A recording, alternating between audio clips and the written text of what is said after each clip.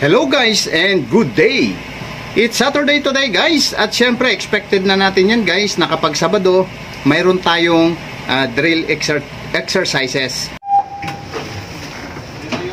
Hello sir. Yes, labas na. Dito naman yung mga pogi, mag-fight drill. Pame. All hands. We have fire alarm activated in the EDEC. I repeat, fire alarm activated in the EDEC. All hands, proceed to your mastering station. Proceed to mastering station.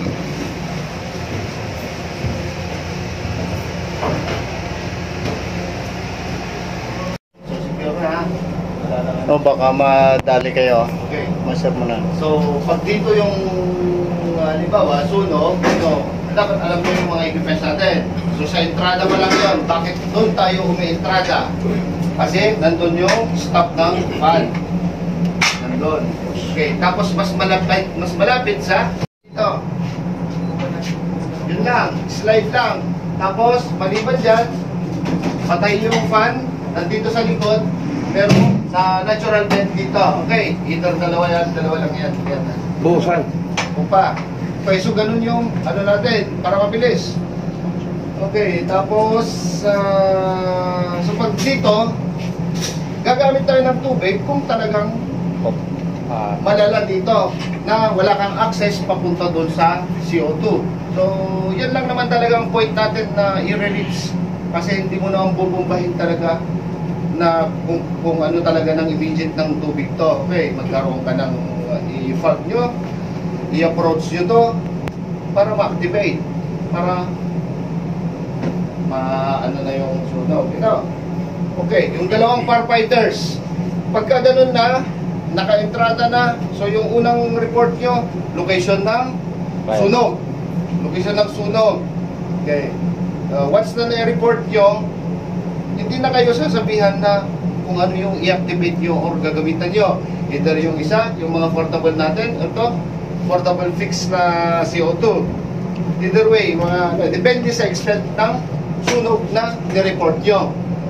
Sa yung mga firefighters, either backup or emergency. Okay, pagkaroon kayo na dito, wala na kaming dito, pumasok lang ako kasi walang proper na communication. Pag wala kayong communication, gagawa kayo ng paraan talaga. Okay, hindi naman yung hawak nyo yung hose na nagre-report na hindi man ginagamit na. Punta na dito. Maghiwalay na kayo. Isa yung nagre-report, isa yung gumagawa ng aksyon. Para tayo, hindi ganyan na Okay, yung mga equipments natin dito, maliban dyan, meron din tayong mga dampers dito. Pag shut off, shut off. Okay, shut off. Pero pag inactivate, connected yata to sa emergency shut off ng accommodation. Okay, emergency shut off ng accommodation. So isa yung nag-activate, isa yung sasarado. Okay. So ganun nga, sabi ni Chief Engineer, once activated to, shut off na yung mga branches. Okay. Bago mag-activate, syempre. Bago mag-activate, sarado muna, para concentrate dito. Pero ito kaya, Chief, hindi kaya connected sa emergency shut natin ng group? Hindi. Iba ito eh. Okay. Oo. Ito kasi exclusive lang to dito sa space. Dito lang ito sa space at saka sa dry store. Kung wala namang apoy sa dry store, syempre sayang yung CO2 na mapunta doon. Dito lang siya. Kailangan dito lang. Hindi kaya exhaust fan. Kasi kung isira natin, may bukas. May suction yan. Hindi connected dyan kasi exhaust ito eh.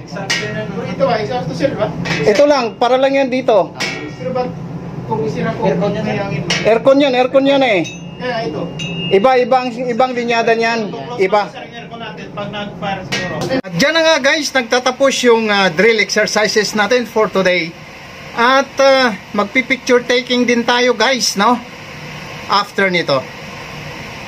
Bye-bye and may God bless us all.